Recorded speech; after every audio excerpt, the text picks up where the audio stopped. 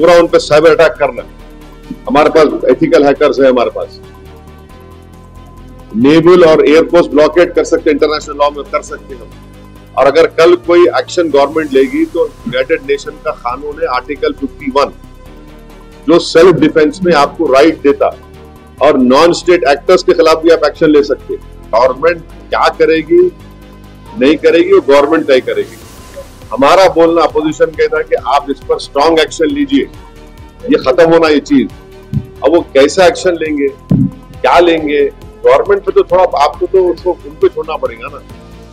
अब ये TV channel पे एंकर बैठकर ऐसा बोल रहे ऐसा होगा ऐसा, अरे भाई ये मजाक है क्या? ये ऐसा गवर्नमेंट तय करेगी, क्या डिसीजन होगा वो तय करेंगे। मगर हम मेरा डिमांड ये है कि पाकिस्तान को फिर से FATF की ग्रे लिस्ट बनाना जरूरी है। फाइनेंशियल एक्शन टास्क फोर्स में उनको ग्रे लिस्ट में लाए।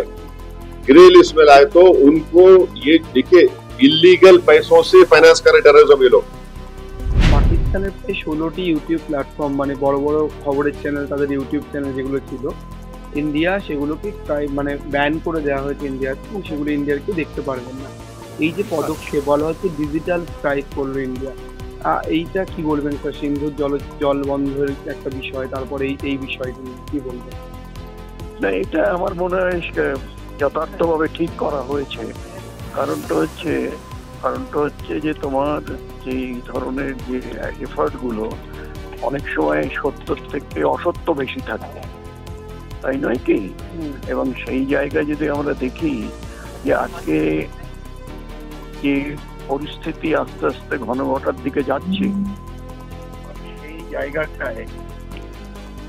জায়গাটায় কিন্তু আমার মনে হয় যে বেশ কিছুটা এর থেকে বন্ধ হবে। কারণ এই যে বলে না যে গোয়েবলসের সময় যে সেটাকে বড় ভাবে বা ইয়ে করা হতো, সেইগুলো কেন করা হয়েছিল? যে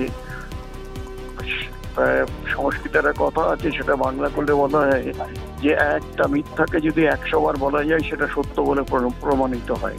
ইউটিউবে তুমি যদি দেখে থাকো তাহলে দেখবে যে ওর মধ্যে এক্সাজারেশন চারদিকে, আর আমরা সেটা চাইছি না। কারণ এই ধরনের যে উদ্ধৃতিগুলো কিংবা যে কাজগুলো সেগুলো যখন হয় তখন কিন্তু মানুষ ওইগুলোই পড়ে এবং বেশ কিছুটা ইনফ্লুয়েন্স হয়ে যায়, যার মধ্যে সত্যতার অংশটা অনেক কম। শুধু এইটা যেটা করেছে সরকার, আমি বলবো যদি যে কোনো ক্যালামিটি হোক না কেন, যে কোনো যুদ্ধ হোক, এখানে আমার মনে হয় এটা যথেষ্টই মানে ঠিক পদক্ষেপ ওনারা নিয়েছেন।